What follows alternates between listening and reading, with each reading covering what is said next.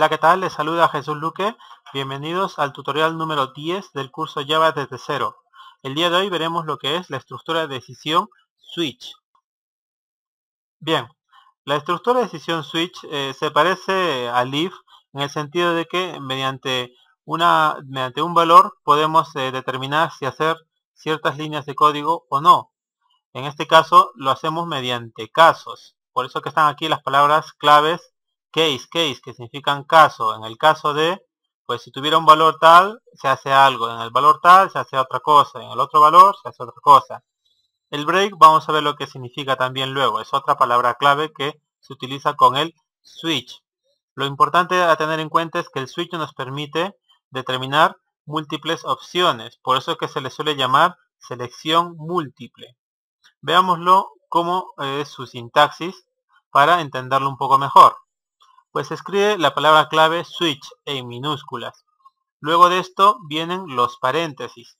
Dentro de los paréntesis viene un valor.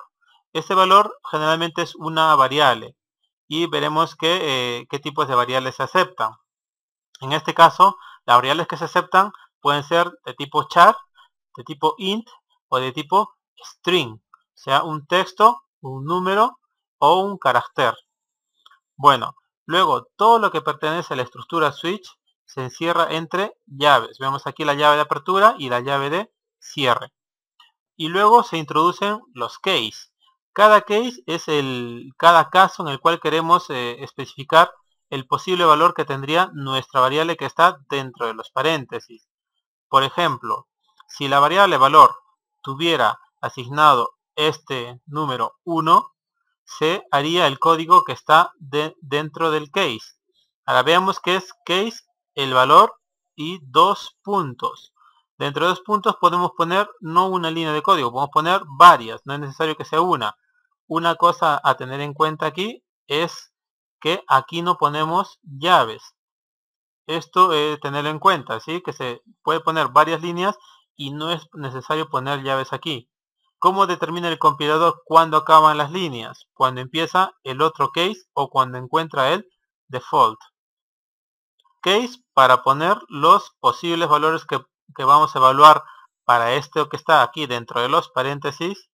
Y vemos que se termina el case antes de empezar el segundo case. Se coloca la palabra clave break. Break, ¿qué es lo que hace? Que cuando encuentra, digamos que aquí esta variable de valor tenga 1, viene aquí el compilador en el case, como determina que 1 es justo el valor que estamos poniendo aquí, hace esto. Y el break dice, bueno, has llegado aquí, ahora terminamos todo el switch. Y finalmente el compilador desde esta línea de código salta hasta aquí, hasta después de la llave de cierre. Si no pusiéramos esto, veremos que nos puede ocasionar algún efecto que no es lo que estuviéramos esperando, a menos que realmente quisiéramos que haga eso. Lo vamos a ver en un ejemplo para entenderlo mejor. Bueno, aquí como les digo, switch, los case y para poner los valores que nosotros deseamos, y al final tenemos un default. Ahora, ¿qué significa ese default? Se parece mucho al else que habíamos puesto en el if. En el if teníamos if, si la condición se cumple, se hace algo. En el caso contrario, o sea, si no se cumple la condición, se hace esto otro. Pues es algo parecido. En el switch, si el valor de aquí no coincide con ningún case, si tuviéramos aquí 20 case y no coincide con ninguno de esos 20 case, pues viene aquí el compilador y dice, pues voy a hacer lo que está en el default, porque ningún case ha coincidido. Y se realiza el default. De esta manera es que se interpreta la instrucción switch. Es importante, como les había mencionado, colocar el break, si no podríamos tener resultados inesperados. Veamos un pequeño ejemplo. ¿Se acuerdan en el videotutorial anterior que hicimos un ejemplito de día de semana? Pues aquí está reescrito con la estructura switch. Obviamente aquí nos faltan en esta posición lo que son los case para los valores 4, 5, 6 y 7. No lo he puesto por el tema de que no entra en la diapositiva, pero lo vamos a ver en NetBeans. Bien, lo que vamos a hacer es crear pues una nueva clase como siempre, ya main class, Y nos toca ya el ejemplo 16. Y le vamos a poner de nombre switch. Uy, switch. Mi dislexia está peor. Es broma. Bueno. Ahora, lo que vamos a hacer es, pues, declarar nuestra variable in día semana. Recuerden la convención, le vamos a poner el valor 1. La convención me refería al tema de empieza en minúscula y la segunda palabra en mayúscula, la inicial. Y luego viene el switch. Como dijimos, se escribe la palabra switch en minúsculas. Luego viene entre paréntesis la variable o el valor que vamos a evaluar. En este caso vamos a evaluar día semana. Luego dijimos que entre llaves damos llave, enter, y NetBeans nos completa la llave de cierre. Y entre llaves ponemos todos los case y el default si fuera necesario. En este caso, case, si día de semana tiene valor de 1, entonces case 1, dijimos que ponemos 2 puntos. Y lo normal es, en otra línea, escribir el código para tener un orden y visualmente pues se lea mejor. Entonces, si tuviera el case 1, lo único que vamos a hacer es imprimir lunes, ¿cierto? Y dijimos que finalmente, antes de empezar el otro case, poníamos break. Luego, case, si tuviera el valor de 2, 2 puntos, imprimiríamos martes, fin y break. Terminamos. Bueno, ya me aburrí de tipear tanto, vamos a hacer un copia-pega. Pero lo vamos a hacer de la manera que les había enseñado. Control Shift abajo, Control Shift abajo. Ya tengo para el 2, para el 3, para el 4, para el 5, para el 6 y para el 7. Recuerden que es Control Shift abajo, lo habíamos hecho. Está aquí la opción Duplicate Down. Lo que pasa es que por algún motivo a veces no sale a la primera los accesos directos. Aquí está Duplicate Down, Control Shift, tecla dirección abajo. Bien, ahora me marca error porque bueno, tenemos aquí dos case con el mismo valor. Aquí tenemos que cambiar 3, tenemos que cambiar 4, 5, 6 y 7. Aquí obviamente, pues miércoles, jueves, viernes, sábado de fiesta y domingo. Bien, ya lo tenemos aquí. Ahora ejecutamos este código. Shift F6 y tenemos que es lunes. Aquí si le ponemos 7, pues nos saldrá domingo. Ejecutamos nuevamente domingo. Bueno, ¿y qué pasa si pongo 9? Shift F6, no se imprime nada. ¿Qué es lo que habíamos dicho? Si es que, bueno, esto vamos a bajarlo un pelín. Aquí, me parece. Bien, si ninguna condición se cumple, había una opción. ¿Cuál era? El default. Oye, aquí se me quedó pegado las mayúsculas. Default, 2 puntos igual. Y lo que imprimiríamos sería no es un día correcto. Bien. Ejecutamos y pues me sale el mensaje no es un día correcto porque le hemos puesto un valor de 9. ¿Qué es lo que hemos hecho? Pues esto, preguntar por el valor de la variable día de semana. Caso 1, caso 2, 3, 4, 5, 6, 7. Si ninguno de estos es, pues default, que muestre este mensaje. Bien, ahora ¿qué es lo que vamos a hacer? Habíamos mencionado algo que aquí solo podía ser entero, char o podría ser también string. Vamos a hacer algo. Vamos a ponerle aquí float y vamos a ver el mensaje de error que nos marca. Veamos aquí, me dice incompatible types, possible lossy conversion from float to int, que no se puede convertir, bueno, que hay una conversión, que puede haber una pérdida de conversión de float a int. Entonces, si aquí pongo int, estoy haciendo un casting. De esa manera sí que podríamos utilizar en cierta forma una variable flotante. Al final de cuentas, lo que está aceptando el switch es un int, porque aquí estoy haciendo un casting, o sea, una conversión de tipos de una variable float a entero, o sea que lo que recibe el switch al final de cuentas es un entero. Aquí lo mismo, si pongo un char, aquí lo que está haciendo es convertir el char en a un entero, está recibiendo un entero. Si aquí lo quito, vemos que me acepta sin ningún problema, porque char sí es aceptado por el switch. Vamos a ver, si pusiéramos string, vemos que, bueno, aquí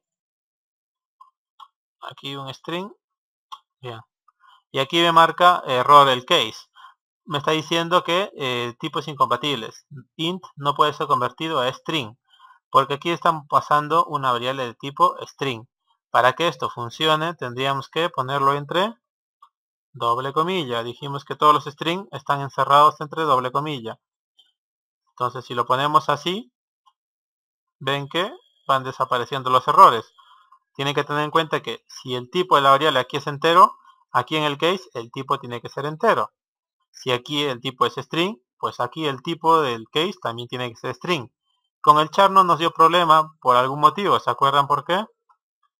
Pues sí, efectivamente, sí. Los que han adivinado es porque el char tiene una representación en forma de entero. Claro que es más corta que el rango máximo de los enteros, pero tiene su representación también numérica.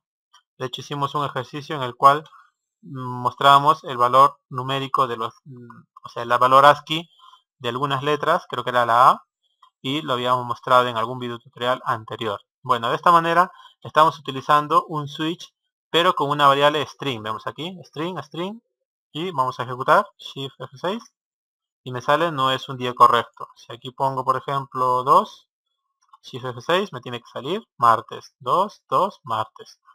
Bien, de esta manera hemos utilizado esto. Veamos si borro el break. Bueno, no lo voy a borrar, lo voy a comentar. Lo comento. Ahí. Vamos a mantener el mismo código. Vamos a mantener el valor de 2. Y no debería pasar ningún problema. Hasta ahí, correcto. Parece que funciona.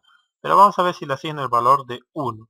Le asigno el valor de 1 para que se cumpla este case, que es justo donde no está este break. Y vamos a ejecutarlo y veamos qué pasa. Shift F6. Y ala, ¿qué ha salido aquí? Pues lunes, martes. ¿Qué ha pasado? Pues expliquémoslo paso a paso. Ha venido el compilador y ya está evaluando el valor de día de semana. Ve que tiene 1, viene aquí case 1. Dice, sí, este es el valor que tiene día de semana. Entonces ejecuto este de aquí. Ejecuta esta línea, imprime lunes. Como no encuentra break aquí, este case de aquí ni siquiera lo pregunta. Directamente viene y lo realiza. Es decir, ejecuta las instrucciones que tiene dentro de este case. Entonces lo que hace es ejecuta pues este println, imprime martes.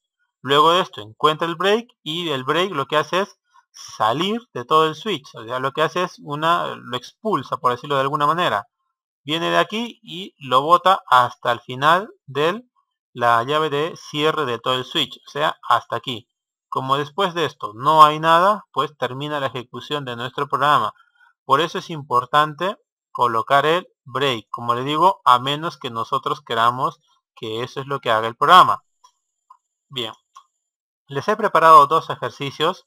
Uno para explicar esto justamente del switch, cuándo podemos utilizarlo sin el break. Y otro pues en forma de repaso en realidad de todos los videotutoriales anteriores que hemos visto. Hemos estado viendo que ya estamos empezando a hacer estructuras que nos permiten ya hacer programas pues con cierto sentido, con cierta lógica. Entonces para no ir teniendo programas cortos que no tienen sentido, estoy poniendo aquí dos ejemplitos que ya tienen digamos un fin, un propósito, hacer algo. Entonces vamos a ver las diapositivas para ver qué es lo que se está solicitando. Bien, vamos a ver cuál es el primer programa. El programa dice, crear un programa que lea un número por teclado y determine si es par o impar. Vamos a hacerlo de dos maneras. La manera bastante, solo para explicar el nivel, lo que es el switch, ¿sí? Y luego la manera correcta. Vamos a hacerlo de las dos maneras. Entonces, primero veamos con el switch. De paso que vemos el uso del break. En realidad, cuando no usamos el break y nos interesa no usar el break. Entonces, vamos a NetBeans. Bien, vamos a crear pues una nueva clase, como siempre. Por cada ejercicio, estamos creando una clasecita. Ejemplo 17. Y vamos a poner par, impar, método 1. Finish. Bien, aquí lo que vamos a hacer es, vamos a hacer primero una variable, a ver, digamos int número. igual 3. Bien. Y lo que vamos a hacer un switch. A ver si no me equivoco esta vez. Número. Bien. Llave de apertura. Autocierre en NetBeans. Y lo que vamos a hacer es un case. Ahora, ¿cómo sabemos si un número es par o impar? Bueno, aquí no me voy a poner a escribir el case desde el 1 hasta el 1.000.000. Vamos a hacerlo del 1 al 10 nada más. En caso del case 1, case 3, case 5, case 7, case 9. Y aquí vamos a imprimir sout es impar. Finalmente, break. De momento lo escribo y luego les explico lo que significa. Case 2, case 4, case 6, case 8. Y en este caso se imprime es par, fin y ya está. Bueno, vamos a poner el break por costumbre. Bien, vamos a ejecutarlo. Sale sin par el número 3. Vamos a poner el 8. Sale es par. Ejecutamos el 2. Es par. Ponemos 5. Es impar. Vemos que sí funciona. Desventajas de este programa. Solo podemos determinarlo hasta el 10. Vamos, si quieren escribirlo hasta el 1.000.000, bienvenidos. Pero bueno, hay una forma correcta como les había mencionado y esa es la que vamos a hacer luego. Pero esta forma era para explicarles el switch. Como vemos, no se parece mucho a la estructura que les había mencionado en la diapositiva, ¿cierto? Bueno, vamos a explicar cómo lo interpreta esto el compilador. Pues viene aquí la variable número en este caso y pregunta si el número, el valor de esta variable es 1, ¿qué es lo que hace? En este caso no hace nada. Pero como no hay break, hace lo que hay en el segundo case. Tampoco tiene nada. Viene al case 5 y tampoco tiene nada. Como no encuentra break, sigue bajando y sigue haciendo. Encuentra el case 7, pues no encuentra nada, tampoco encuentra break, no hace nada. Finalmente viene al 9 y lo que hace es encuentra este código, pues lo realiza. Como aquí hay un break, pues termina la ejecución y salta al final del switch. Da igual si tuvo el valor 1, si el 3, el 5, el 7 o el 9. En todos los casos, para 1, para 3, para 5, para 7 y para 9, siempre haría estas líneas de código. Dijimos que si tiene aquí 1, como no encuentra nada y sobre todo no encuentra break, lo que hace es saltar al siguiente case, realizando todo lo que encuentre en ello, debido a que no encuentra el break. Por eso que funciona este programa. Para el 2, 4, 6 y 8 es exactamente lo mismo. Si aquí variable tuviera el valor de 2, el compilador viene, como no cumple el 1, no cumple el 3, no cumple el 5, no cumple el 7, no cumple el 9, viene aquí, cumple esto. Dices 2, sí, es 2. Entonces hago aquí. Tiene que tener en cuenta que el hecho de que no tenga nada no quiere decir que va a hacer esto, sino lo mínimo que tiene que hacer es encontrar un valor. Encuentra este valor y hace todo lo que tenga este case. Como no tiene nada y tampoco tiene break, viene al case 4 y ya no pregunta, directamente lo realiza. No pregunta, eso es lo que tienen que tener en cuenta. O sea, no dice qué valor tiene número, si un número tiene 4, no, directamente aquí encontró que esto cumplía, como no hay break, realiza todo lo que hay en el siguiente case. Como no hay break, realiza todo lo que hay en el siguiente case. Como no encuentra break, realiza todo lo que encuentra en este case. En este case, pues encuentra es par. Finalmente imprime par y break. Bueno, aquí el break no es tan necesario porque es la última línea del switch. Bien, de esta manera hemos hecho el programita para determinar si un número es par o impar. Pero como le digo, esta no es la manera correcta. Es solo para demostrar el uso del break, en este caso, que bueno, nos ha servido de utilidad. ¿Sí? Vamos a la siguiente forma. Vamos, new, Java main class, y vamos a poner ejemplo 18 par impar método 2. Bien, antes de empezar vamos a la diapositiva para ver la lógica de este programa. Bien, Aquí tenemos la diapositiva y miremos esto de aquí. Tenemos estos numeritos. Queremos hacer esta división. 8 entre 2, 6 entre 2, 7 entre 2 y 9 entre 2. ¿Sí? Como vemos, 8 y 6 son números pares. 7 y 9 son impares. Bueno, eso lo sabemos ya por matemática básica, ¿cierto? Y lo que vamos a hacer es una división. Vemos que 8 entre 2 es 4, 6 entre 2 es 3, 7 entre 2 es 3, 9 entre 2 es 4. Hasta ahí no encontramos nada raro, ni un patrón o algo que podríamos programar. Pero veamos ahora los restos de la división. Aquí sí logramos encontrar un patrón. Entonces, miremos qué es lo que sucede. La división de 8 y el 6, que son números pares, entre 2, como resto nos da 0. ¿Y qué es lo que pasa con los números impares 7 y 9? Cuando lo dividimos entre 2, el resto de la división es 1. Entonces, ¿encontramos o no encontramos un patrón aquí? Sí, pues sí que lo encontramos. ¿Cuál es el patrón? Que cuando un número es par, si lo dividimos entre 2, el resto de esa división es 0. Ahora lo que hay que preguntarnos, ¿hay algún operador que nos permita hallar el resto de una división? Sí. ¿Cuál es? El operador módulo, o sea, el porcentaje. Ya tenemos nuestra formulita prácticamente. ¿Qué es lo que tenemos que hacer? El número, hacerle un módulo 2, y si ese módulo 2 es 0, quiere decir que el número es par. Bien, vamos a NetBeans y vamos a programarlo. Bien, pues lo mismo. Empezamos una variable. Vamos a ponerle, bueno, valor no, vamos a ponerle número igual 23, por ejemplo. Aquí nos da igual. Y lo que vamos a preguntar es if número. Dijimos que a un número hay que hacerle un módulo. ¿Módulo cuánto? 2. Si es que ese número, módulo 2, es igual a cuánto? A 0, imprimiremos el mensaje que diga es par. En caso contrario, saldría el mensaje es impar, ¿cierto? Pues vemos, lo hemos ejecutado, el 23 es impar, pues sí, es impar. Ejecutamos, ponemos 20 y me sale es par. Pongo 2000, es par. 2001 es impar. Vemos que el programa es bastante corto y lo único que hemos hecho es darnos cuenta cómo determinamos si un número es par o impar. Y lo hemos hecho con un simple operador de módulo. Entonces, de esa manera es que tenemos que ir desarrollando nuestra lógica. Tenemos que determinar un patrón. Cuando hay un patrón que se repite, obviamente por eso es un patrón, pues es muy fácil de programar. En este caso nos hemos dado cuenta que todos los números pares, cuando lo dividimos entre 2, el resto de esa división es 0.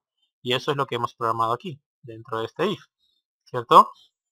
Entonces, muy sencillo de programar este problemita. Bien, vamos al segundo problema. Bien, el programa 2 dice lo siguiente, que hay que crear un programa que lea un carácter por teclado y determine si es una letra mayúscula. Bien, aquí que hay que saber, primero, cómo se lee un carácter por teclado, ¿sí? Eso lo hemos hecho anteriormente, no lo hemos hecho. Hemos hecho leer con escáner o buffer reader, leer varias cosas. Vamos a ver cómo se lee un carácter por teclado. Y finalmente hay que programar que el carácter que se ha ingresado, si es una letra mayúscula. Bien, es algo como esto. Tenemos aquí la persona con el teclado, ingresa la letra P, por ejemplo, en minúsculas. El programa pues determina qué es y finalmente se da cuenta que es una minúscula e imprime el texto es minúscula. Otro caso sería, pues ingresa la persona la letra P en mayúsculas, el programa analiza y determina que es una mayúscula, finalmente imprime, el texto es mayúscula. Esto es lo que hay que programar. Como vemos es algo muy sencillito, pero es para demostrar todos los que hemos hecho hasta ahora en los anteriores videotutoriales. Bien, vamos a NetBeans para desarrollarlo. Bien, lo primero, vamos a crear nuestra Java Main Class aquí. Y nos toca el ejemplo 19. Determinar mayúscula, le vamos a poner. Ya está. Bien, lo primero que tenemos que hacer es, vamos a almacenar el carácter que vamos a leer de teclado. Vamos a crear una variable char car le vamos a poner. Tenemos que imprimir un mensaje. Ingrese un carácter. Aquí. Ingrese un carácter. Vamos a poner aquí 2 puntitos. ¿Cómo atrapamos un carácter desde teclado? Y obviamente lo almacenamos en car. Entonces, para almacenarlo en car ponemos car igual y aquí al costado habría lo que atrapamos de teclado. ¿Cómo atrapamos un carácter de teclado? Pues utilizamos, ¿se acuerdan que hicimos system-in era el teclado, cierto? Lo hemos hecho en el escáner, con el buffer de reader. Esto de aquí era prácticamente el teclado, system.in.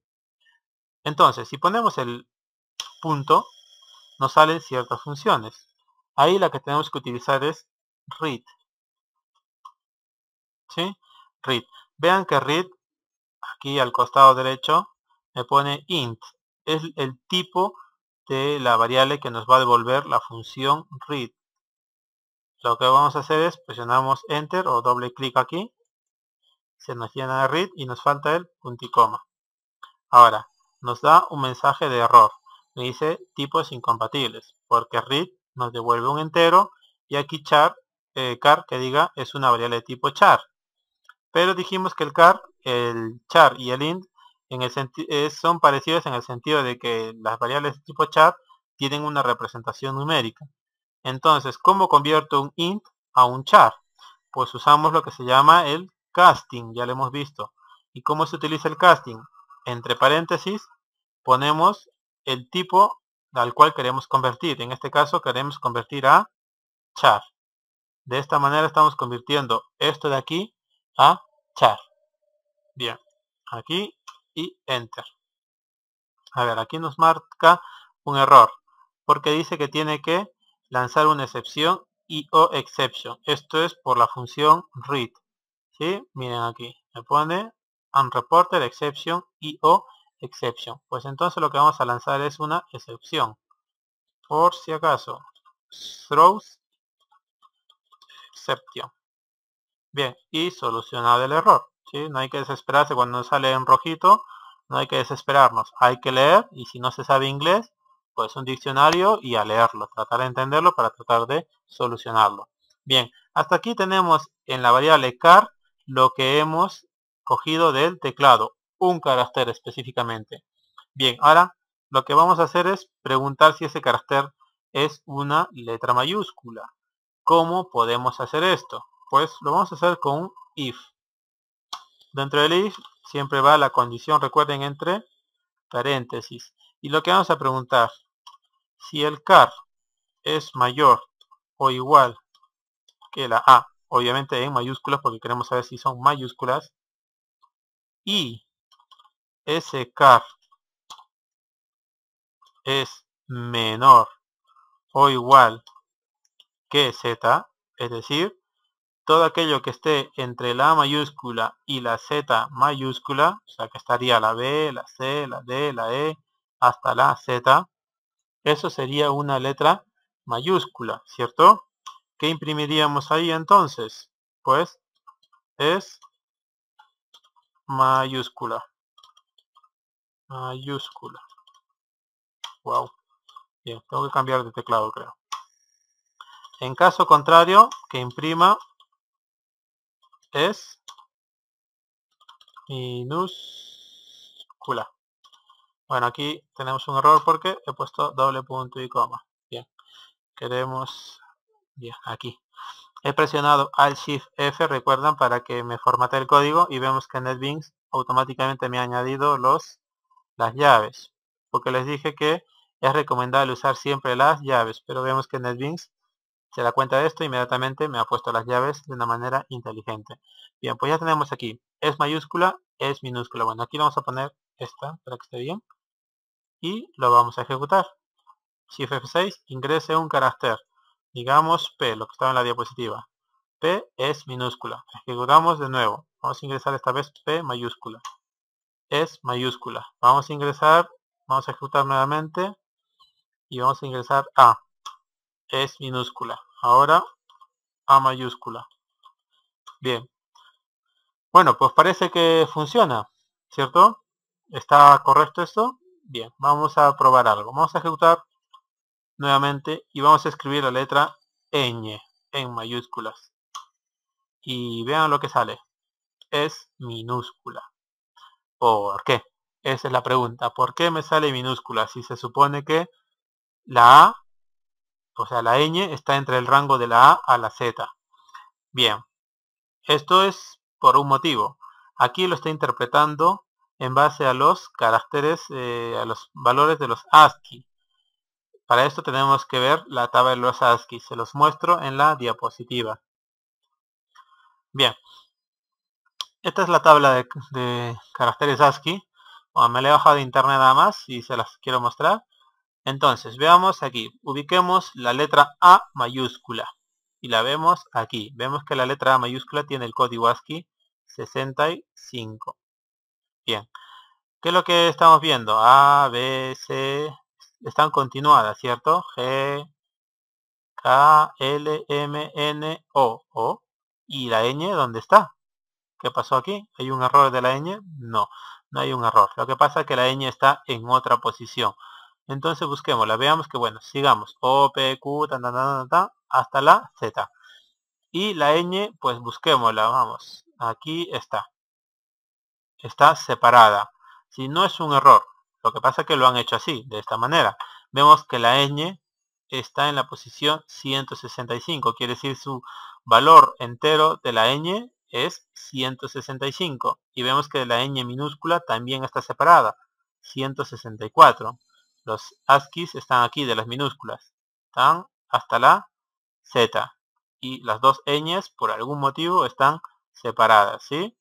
Bien, entonces, ¿qué es lo que nos falta? Pues tenemos que controlar esto porque como esto no está en el rango de la A a la Z mayúscula, está afuera, hay que controlar esto de aquí. Bueno, vamos a NetBeans y corrijamos nuestro programa. Bien, ¿qué es lo que nos falta entonces aquí? Pues aquí estamos preguntando, si el carácter está en el rango de la A a la Z, porque estamos aquí mayor o igual que A y menor o igual que Z, o sea, que tiene que estar, como es I, es obligatorio que cumpla esta y esta. Es un I. O sea, solo es verdad cuando ambas son verdad. Si es mayor que A y es menor que Z, entonces cumple y sería mayúscula. Nos faltaría que car sea igual a ñ mayúscula. Ahora, ¿con qué operador tendríamos que aquí concatenar estas dos expresiones con esta? Recuerden que para concatenar o evaluar dos expresiones había que utilizar con un operador lógico en medio. En este caso podríamos utilizar el i o el o, pero aquí es donde viene la incertidumbre. ¿Cuál utilizar? ¿El i o el o? Si utilizamos el i, ¿qué es lo que estamos diciendo?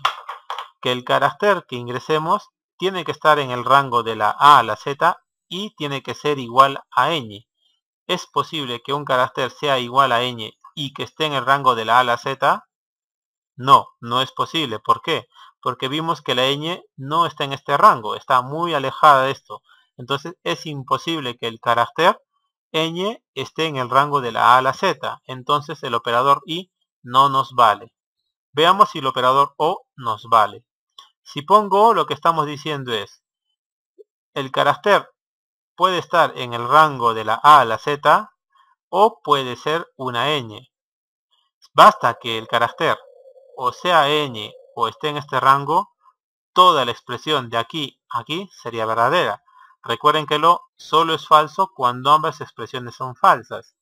Entonces, si aquí pongo o, la primera expresión sería esta de aquí. Car igual a ñ. La expresión de la izquierda del o sería todo esto de aquí. Entonces, para que esto sea falso, 1. El carácter tiene que ser diferente de A hasta la Z mayúscula y diferente de ñ. Solo en ese caso incumpliría toda la condición, que es justamente lo que queremos. Si el carácter está dentro de la A a la Z, se evalúa todo como verdadero, por lo tanto sería una letra mayúscula. Si el carácter fuera una ñ, obviamente no va a estar en este rango, pero sí sería una ñ. Como esto es verdad, todo esto de aquí sería verdad. Y entonces saldría el mensaje de es mayúscula. Hasta ahí, perfecto. Bien, vamos a ejecutarlo. Y tenemos, ingrese un carácter. Ya no probamos las P ni las A, vamos directamente a la ñ. Ñ es mayúscula. Ejecutamos nuevamente, ponemos ñ minúscula, es minúscula. Hasta ahí, perfecto. ¿Sí? Todo funciona a la perfección. ¿Y qué pasaría si ponemos esto? 1. Es minúscula. 1, que yo sepa, no es una letra minúscula. ¿Sí?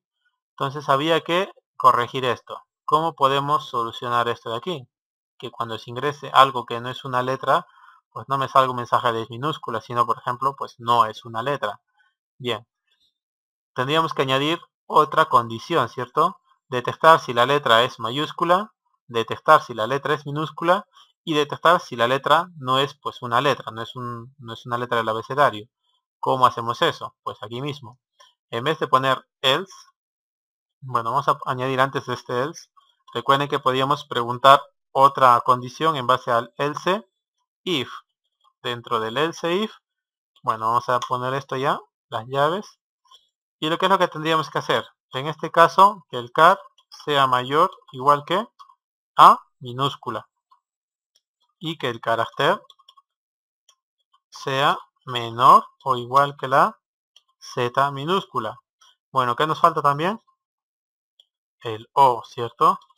O que el carácter sea igual a, pues a la ñ minúscula. En ese caso, ¿qué es lo que se hace? Vamos a hacer un copy-paste. Y sería es minúscula. Entonces, si el carácter que viene aquí cumple toda esta condición, quiere decir que es una mayúscula. Eso ya lo hemos comprobado.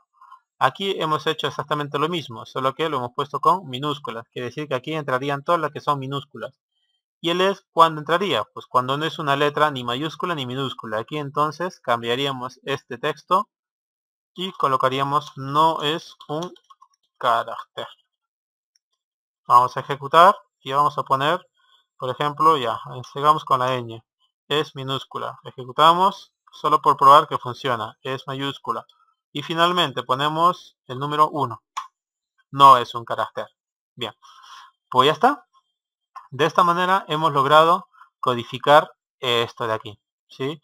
Ha sido realmente simple de hacerlo. Lo importante es desarrollar toda la lógica. ¿Sí? Bueno, hay una forma fácil de hacer. Todo esto de aquí ya está programado. Java ya nos provee una función para determinar si un carácter es mayúscula y minúscula.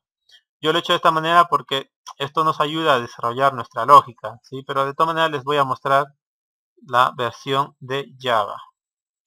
O vamos a usar, mejor dicho, la función que nos provee Java. Voy a comentar este código para no borrarlo.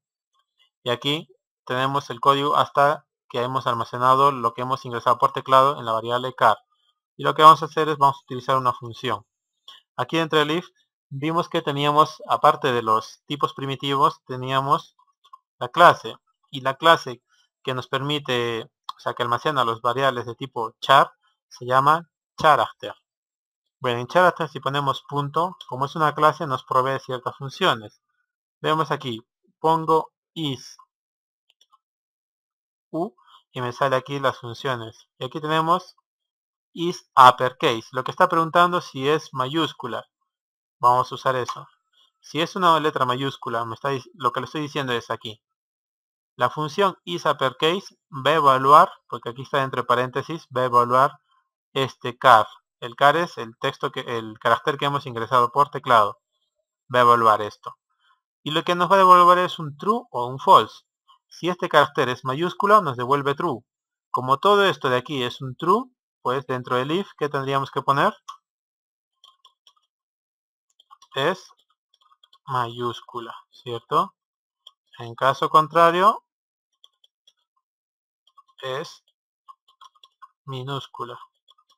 Bien, pues de esta manera, usando una simple función, está pues programado todo esto. Vamos a ejecutarlo.